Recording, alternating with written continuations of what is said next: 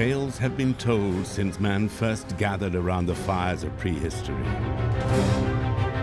Tales of the strange and wondrous things hidden in the vast unknown shadows of the world. Tales of creatures divine and beasts demonic, of gods and kings, of myths and monsters.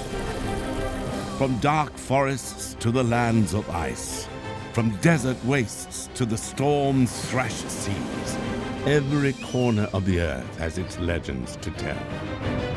Stories of heroes and the villains they encounter, of the wilderness and the dangers within.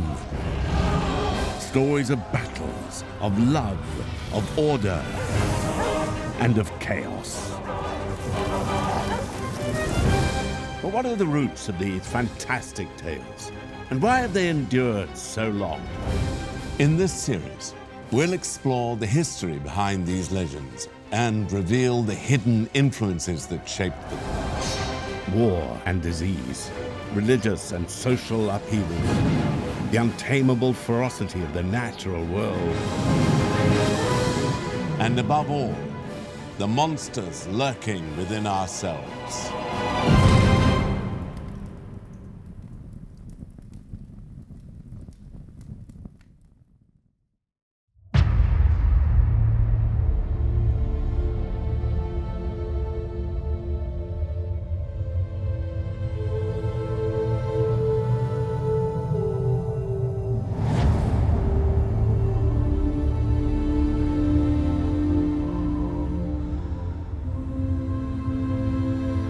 All things come to an end.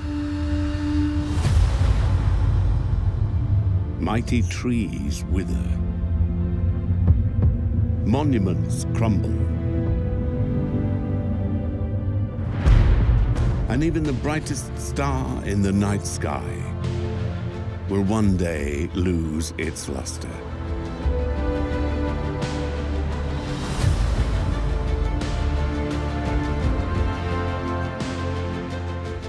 We too must face our mortality. Universal though death is, every culture varies in the rituals and beliefs that surround it.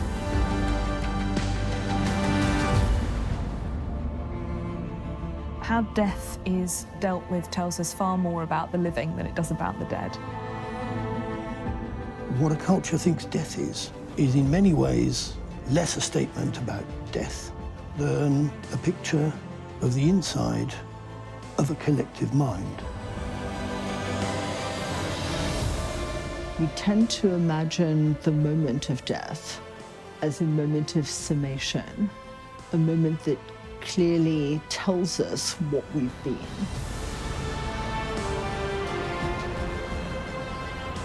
It can tell us about what is considered a good death and a bad death, and what that then tells us about broader social values.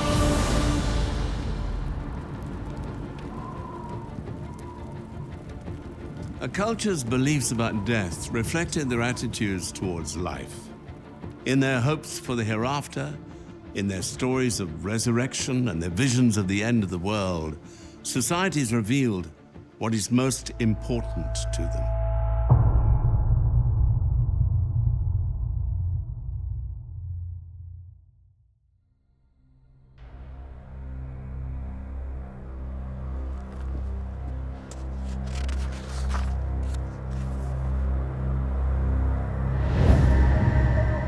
It was an age of the axe and the sword, of the wind and the wolf. The kingdoms of the earth had fallen into chaos. Survivors sought what shelter they could find.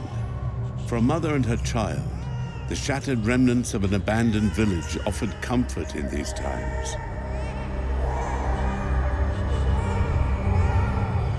But starvation and despair had made monsters of men.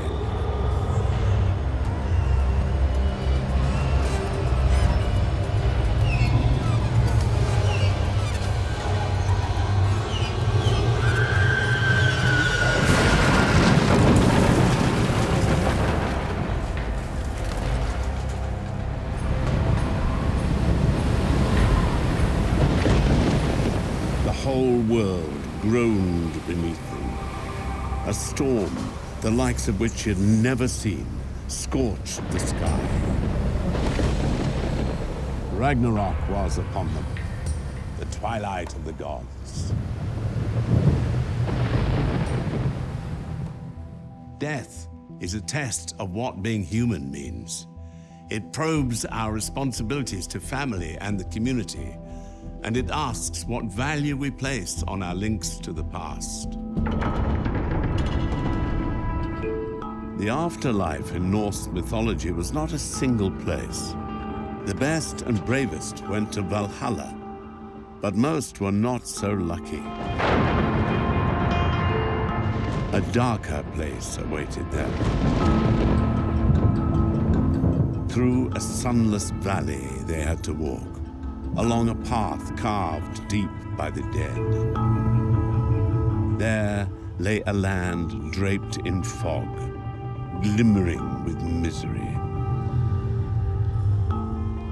Even the most beloved of gods was one day trapped there.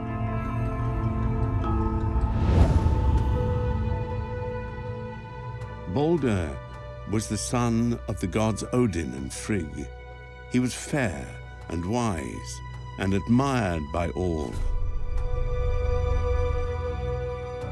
Baldur is one of the most interesting gods in the Norse pantheon. He is beautiful, he is literally shining. He is, in a sense, the best of the gods. As a result, like all people who are loved and admired and who seem intrinsically good, he's kind of doomed. There's a prophecy that he's going to die. Baldur dreamt of his death. So did his mother, the goddess Frigg. So she traveled all around the cosmos, extracting a promise not to hurt Baldur from every pebble, plant, bird, and beast. But she had made a mistake in her oath-gathering. There was one thing she had missed. She doesn't ask the mistletoe. Now, we're not sure why the mistletoe was excluded. It was clearly a sacred plant of some kind, possibly because it winds around something else. It said that this was a very weak plant, so she didn't bother asking it. For whatever reason, there's this one seemingly harmless thing in the entire world which does not promise that it will not injure Baldur. Meanwhile, the gods had invented a new pastime, using Baldur for target practice. They hurled rocks at him, trees at him, and anything else they could find. No matter how mighty the throw or how sharp the missile, Baldur was unharmed. But one god knew more than the others. Loki, the mischief maker, had heard of Frigg's mistake with the mistletoe. He thought of a better game. Loki is determined to bring about the death, and so he coaxes the mistletoe into growing bigger and bigger, and then eventually crafts it into a dart, which he hands to Baldur's blind brother, Hod. Hod threw this missile at his brother, but instead of bouncing off, the dart of mistletoe pierced Baldur's heart. The horrified gods could only watch as the best and most beloved of them fell down dead.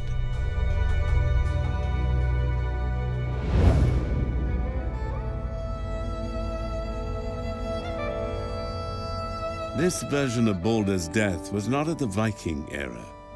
It was among the stories compiled at least a century later by an Icelandic poet named Snorri Sturluson.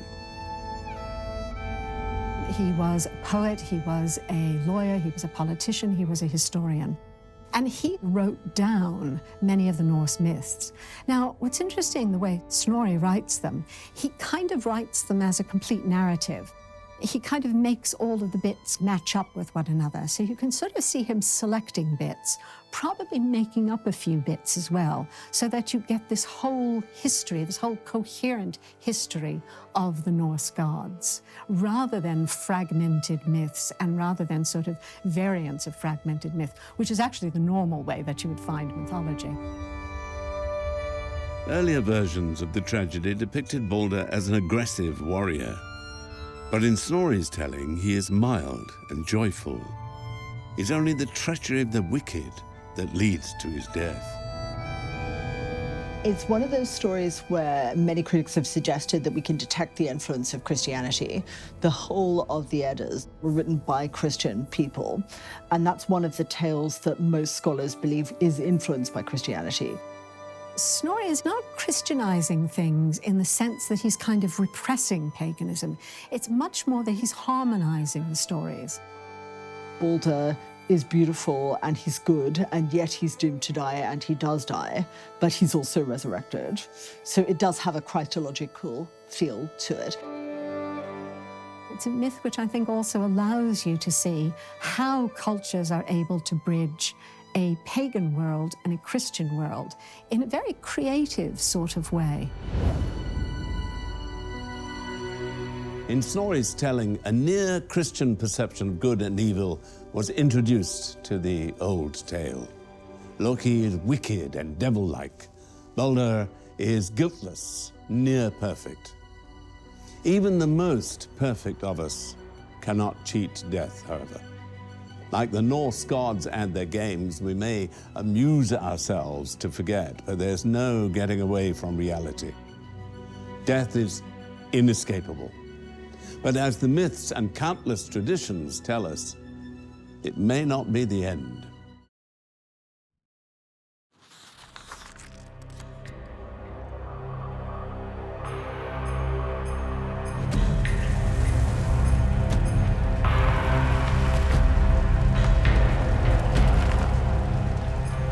The enemy were on the march.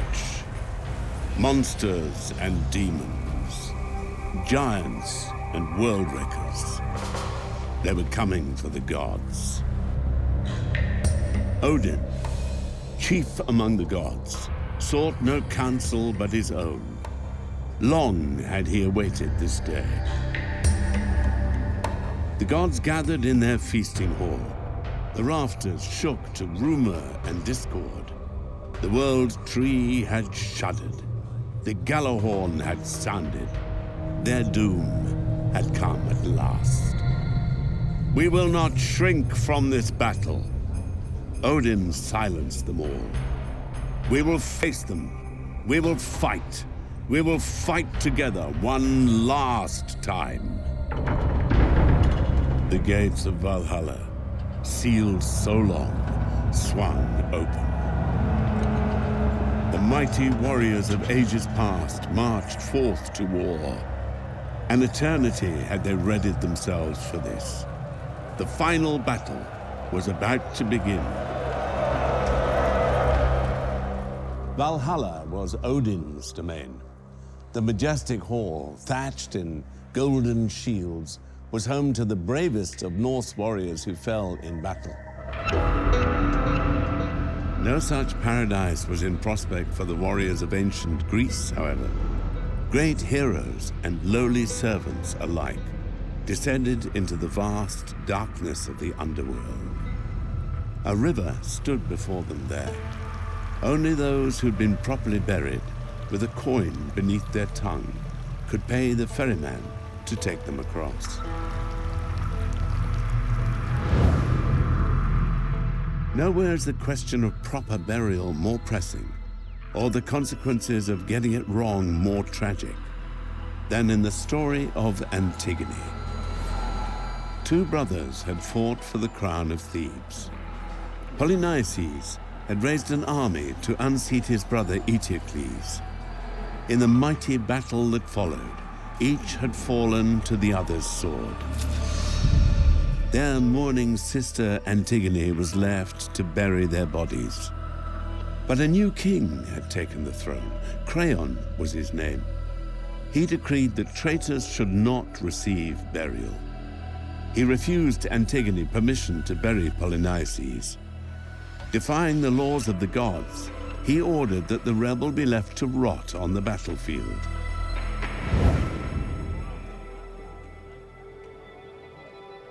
Burial was insanely important to the ancient Greeks. The essential Greek idea of what happens to the dead meant that unless you were properly buried and properly mourned, you couldn't make the transition from life into death, and instead were kind of trapped between life and death in a miserable, dissatisfied state.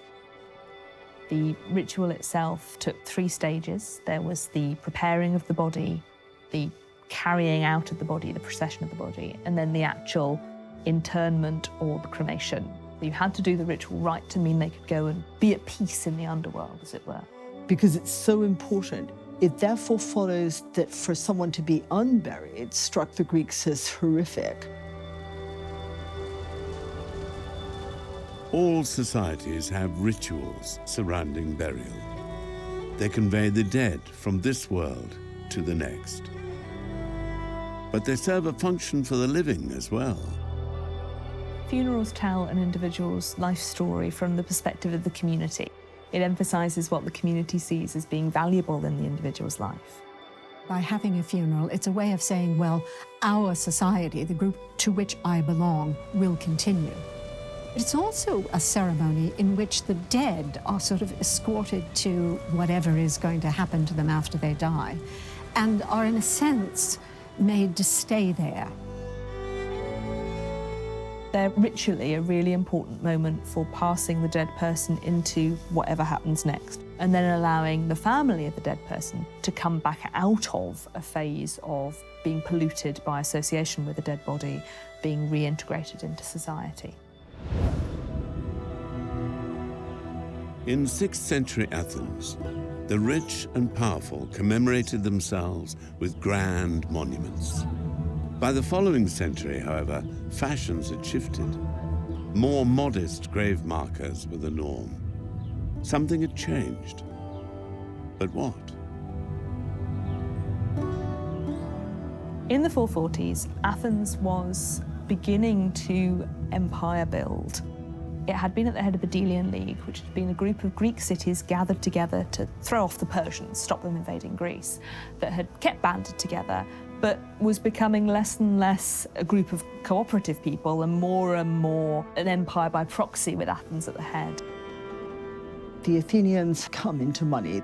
They decide to spend it on huge cultural projects. That's why they build the Parthenon, so that everyone sees Athens as the most beautiful city they've ever seen.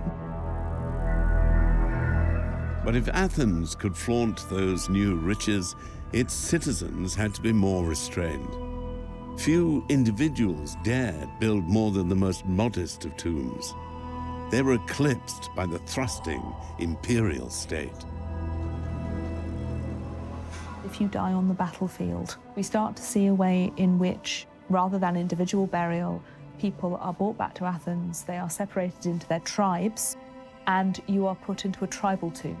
It foregrounds the way in which epitaphs and what gets written on your grave become more and more of a public matter, and a moment in which the public contribution of an individual is stressed, which seeks to incorporate the military dead into the life of the city itself, saying that the city exists because of them, and therefore owns them, owns their lives and the sacrifice that they've made. They no longer belong to themselves or to their families. They now belong to Athens. Antigone, too, was caught between the needs of the nation and those of the individual. She could obey Creon's edict and leave her brother to the scavenging birds, or follow the law of the gods, bury Polynices, and free his soul to enter the underworld. She chose to defy the king. It was just a sprinkling of soil, but that was all that was needed to satisfy the gods. Creon was furious. How dare this girl defy him? She had to be punished. So the king ordered Antigone to be entombed alive, sealed up in a mountain cave. The rule of law Creon so prized would come with a mighty cost, however. First, his heir, Antigone's fiancé, killed himself from grief. Then his wife took her own life as well.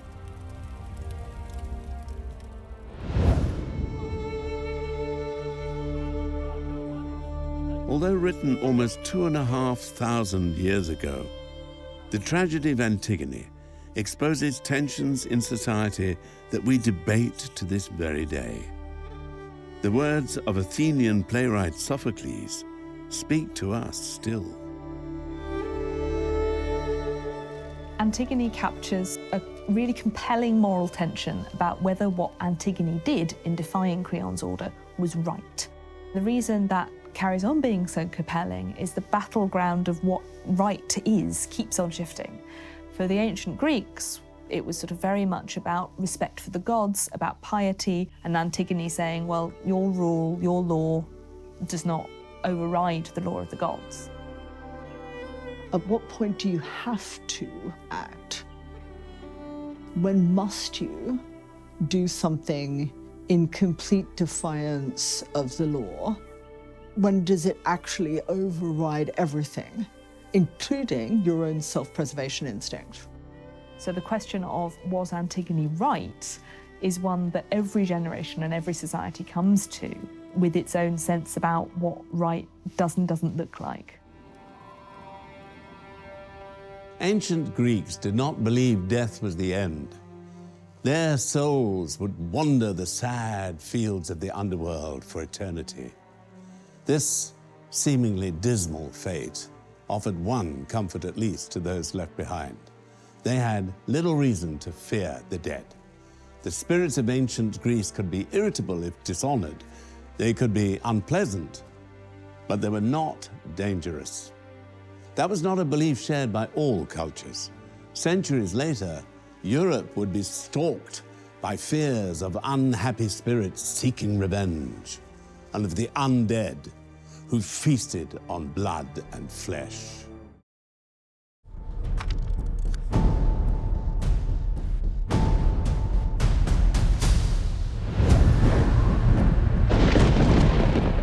The sky was rent asunder. The great battle of the gods had begun. The dread wolf, Fenrir, that beast of slaughter, strained to join the fight. Odin stood fast with his dwarf-forged spear and helm of shining gold. The Midgard serpent, immense and writhing, dripped venom foul and deadly. Facing him was mighty Thor, brave warder of the earth. He summoned up his strength and all the power of his hammer. More lethal still was the fire giant Surtur, with his body of riven flame. It was Freyr the Bright and his boar steed Golden Mane who joined battle with this demon. The earth convulsed as the fighting raged. In the cataclysmic events of Ragnarok, it is giant snakes and wolves that run amok.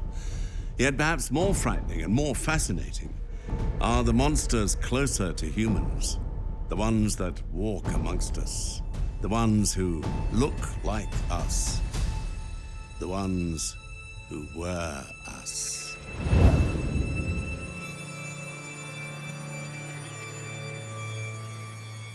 The river-streaked plains of Serbia. Once a borderland between east and west, its soil was little troubled by the plough. Few hunters roamed its trackless forest, and the strongest trade between its few villages was rumor and superstition. In 1725, the tiny hamlet of Kilisova became the talk of Europe. For 9 people had died within a week, with no sign of sickness and no sign of plague. It seemed impossible. In fearful whispers, the rumors spread. A night walker was stalking the village. It throttled men in their sleep, some said. But others insisted on a different explanation. The night walker, they said, ate human flesh and drained its victims of their blood. Tales of demons who consume the flesh and blood of the living are nothing new. They've been found throughout history in nearly every culture around the globe. The belief in the undead coming back to nourish themselves in some parasitical, inimical way on the bodies of the living is very widespread in human cultural history. One of the consistent things about societies is that once the dead are dead, we really want them to stay dead. There is an almost universal fear that if the dead return, they will somehow damage the living. As soon as an imperial official from Vienna had arrived in the village as witness, they began digging. For just before the Nightwalker had claimed its first victim, an old man had died in Kilisova. This was the grave the villagers opened. What was found within stunned the imperial official. The old man's body was pink and fat. His hair and fingernails had grown, and his mouth was wet with the blood of his victims. A medical person would say, oh, no, hang on. This is natural decomposition. This is the gases in the corpse. This is the pooling of blood. This is the fact that hair and nails don't really grow afterward. It's the corpse is shrinking. This can be explained. It's medicine. It's perfectly natural. Well, that's fine, but it isn't necessarily going to address the anxieties and the fears. The villagers of Kilisova removed the old man from his grave. They drove a metal stake through his heart and burned the body on a fire. For the villagers were convinced the old man was a vampire.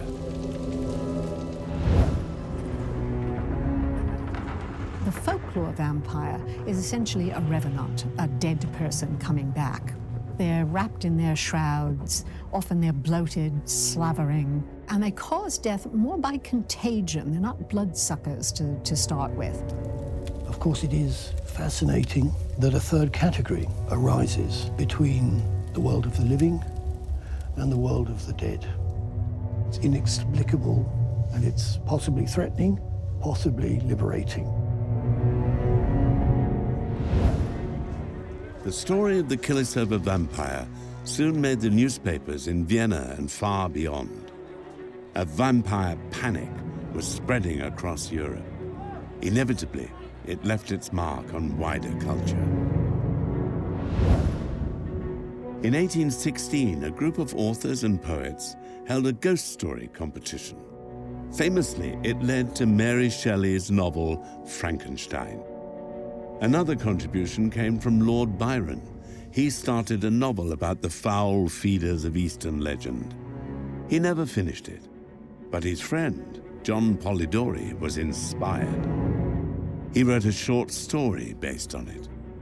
He called it The Vampire. These are writers who are products of the Enlightenment. They're not religious persons, but they are persons who no longer believe in the Christian story. They are therefore looking for alternate stories to tell about the world of death. The vampire, of course, offers that crossover figure. The vampire story in the 19th century develops in a very different way from the folklore vampire. You get this very, very popular figure of this elegant night walker, this handsome man in evening clothes who is, death to anyone around him. And you get these extremely attractive, very, very dangerous men, and then slightly later women as well, who represent both a sexual threat as well as a sexual attraction.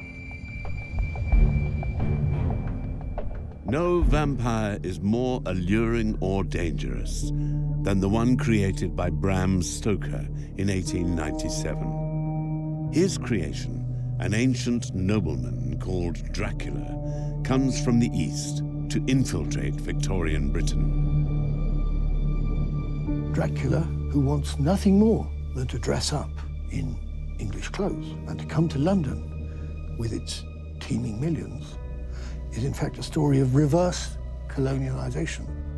Instead of Great Britain colonizing Eastern nations, we have a representative of an Eastern nation who is about to colonize Great Britain.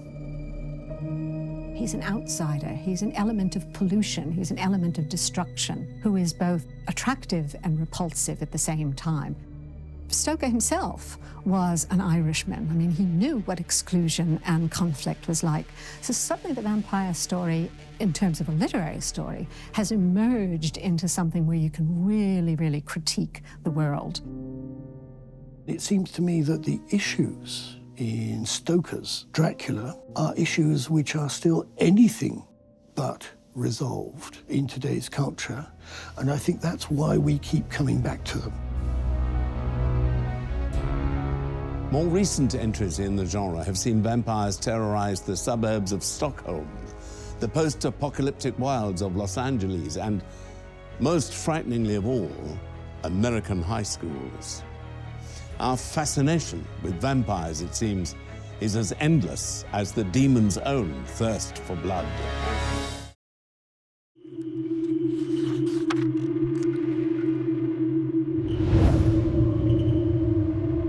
The battle was over.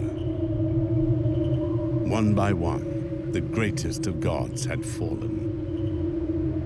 Odin, Thor, Freya, and all the warriors of Valhalla with them. It was the end of the gods.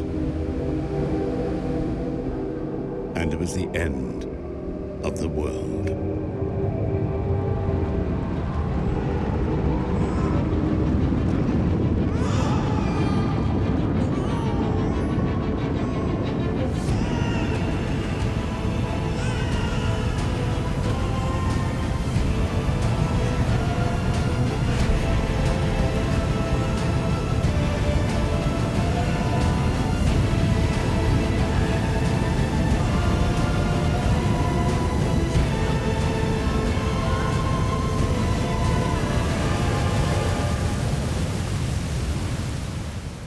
It's no surprise the story ends in this way.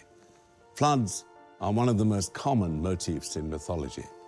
The best known, of course, is the story of Noah in the Bible. Displeased with the corruption and violence he saw on earth, God decided to start afresh. He flooded the earth, allowing only Noah and his family to survive, alongside remnants of all the animals. A similar story is found in Assyrian texts dating back to 2000 BC, in ancient Egyptian tomb inscriptions, and in ancient Greek mythology.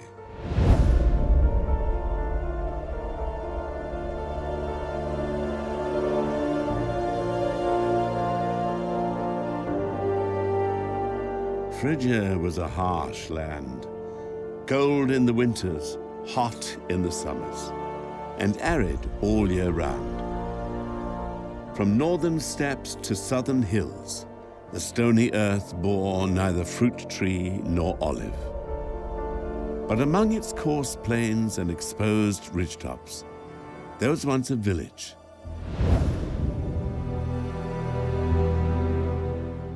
Its houses were fine, its citizens worthy. Two wandering peasants came to this village. They were in search of a warm welcome and a warm bed. But those fine houses and worthy citizens turned them away, one after another. Finally, the two peasants reached the end of the village. Here they found a humble cottage thatched with stem and reed. It was home to an old couple named Balkis and Philemon. Poor though they were, they opened their doors to the strangers. The old woman coaxed the ashes of their fire back to life. They offered their guests the finest food and drink in the house and the most comfortable of their chairs. Balkis and Philemon were about to kill their one and only goose in honor of their guests when the strangers revealed the truth. They were gods, none other than Mercury and Jupiter himself, chief among the Roman deities. They promised the old couple a just reward for their hospitality. The fable of Balkis and Philemon was written by the Roman poet Ovid. He lived during the 1st century AD. It was a time of great change in Roman life when Augustus, the first emperor, was cementing his power. Ovid is writing in a period of increasing stability. It was a much more settled time for Roman society as a whole that was thinking about coming out of this period of great disturbance. One of Augustus's great claims about restoring the Republic was piety. He claims on his funerary monument that in just 1 year he restored 28 temples. So Baucis and Philemon fits into that kind of narrative because you have this idea of piety being rewarded, of showing piety that other people aren't showing. The gods had promised the old couple a reward for their generosity. They had told Baucis and Philemon to leave their cottage and accompany them to the heights of a nearby mountain. They heaved their aged bodies up the slope. But when they finally reached the summit, the gods told them to look back on their village. A flood had washed every home and street away, all except their tiny hut. That Jupiter had transformed into a magnificent temple. Their whole village has been overrun by a flood. The whole world has been drowned, but they've been saved and they're on a mountainside. This was the punishment for not giving hospitality to strangers that was due. It just illustrates the insane importance, which you sometimes can get in the Mediterranean world, of being decent to strangers. You have to invite them in, and if you invite them in, you have to feed them. As reward for their piety, Jupiter granted Baucis and Philemon a wish. Anything they desired would be theirs. But the elderly couple had a simple request. They asked to be the keepers of that fine temple, to share every day with the other, and never be separated, even in the moment of death. After years of service to the gods, the day fated for their deaths came. As Baucis and Philemon died, they were transformed. They became trees of oak and linden. Entwined in root and leaf, they grew together for years to come. From destruction, the story tells us, there is creation. From death, there is new life.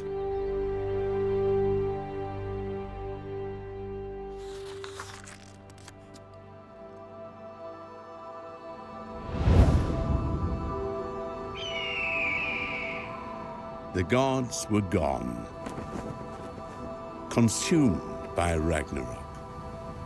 Water shrouded the earth, a vast ocean, still, silent, and unchanging. But all things come to an end. Life returned to the earth.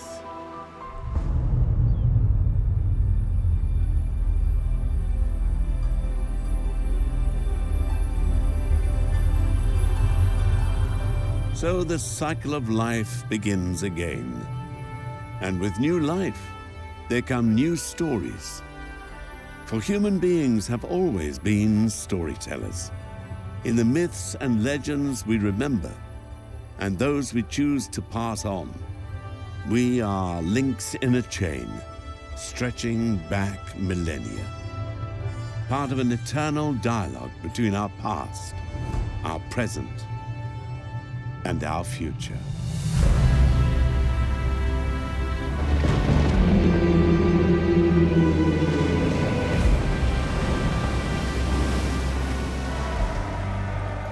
The fact that a myth might be completely incomprehensible, completely nonsensical on a rational level doesn't matter, because it can still tell us about what our society is like and what our culture is like.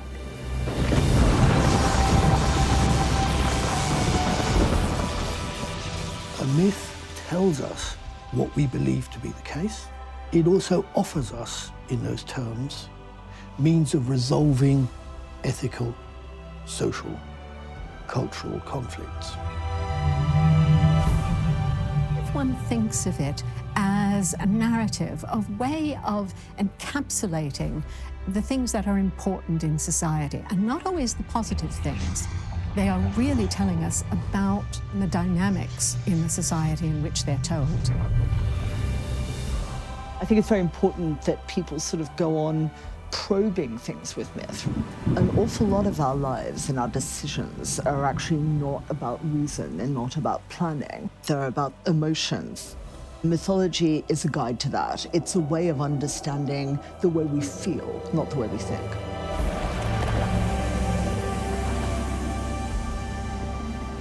Many myths can seem bizarre or cruel to modern eyes. Yet for all mythology's variety and infinite strangeness, there is a common thread that links us to even the most ancient of stories. Whether it was on the streets of Athens or the frozen seas of the north, the dark woods of England or the distant mountains of the east, the same thoughts have been uttered in 1,000 tongues. Who are we? Where have we come from? Why is the world the way it is? And what will we find beyond? They are questions that define human existence, no matter when or where it is found.